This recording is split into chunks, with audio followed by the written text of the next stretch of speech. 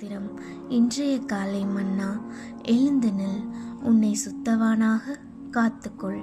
1 தீமோத்தேயு 5:22. தன் கல்வியில் சிறந்து விளங்கியவளும் தன்னை ஆழமாக கர்த்தருக்கு அர்ப்பணித்திருந்தவளுமான ஒரு கிறிஸ்தவ மாணவி ஒரு பிரச்சனையை சந்தித்தாள். அவள் தன் பட்ட படிப்பில் படிக்க வேண்டியதாயிருந்த அநேக புஸ்தகங்கள், குறிப்பாக ஒரு புஸ்தகத்தில் தன் மனதை தீட்டுப்படுத்தக்கூடிய விஷயங்கள் அடங்கியிருப்பதை அறிந்தாள்.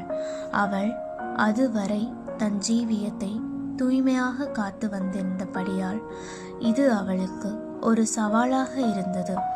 ஒன்று, அவள் அப்புஸ்தகத்தை வாசிக்காமல் இருந்து தேர்வில் தோல்வியடைய வேண்டும், அல்லது அதை வாசித்து தேர்வில் தேர்ச்சி பெற வேண்டும்.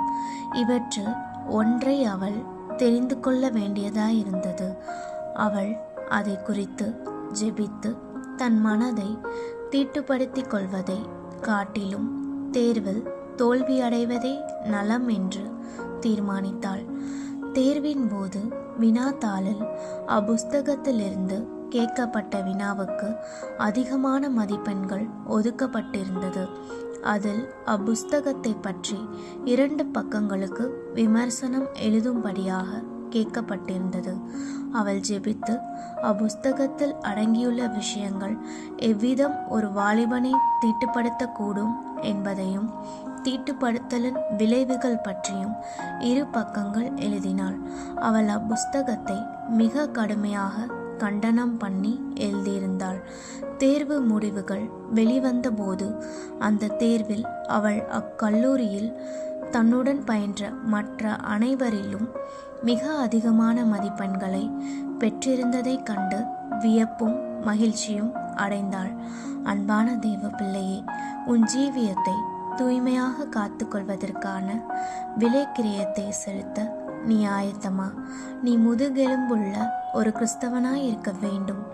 ஒரு குறிப்பிட்ட காரியத்திற்காக உறுதியாக நிற்கக்கூடாத ஒருவன் எப்படிப்பட்ட காரியத்திற்காக வேண்டுமானாலும் விழுந்துவிட கூடியவனாய் இருப்பான். பரிசுத்தத்திற்காக நிமிர்ந்து நிற்பாயாக.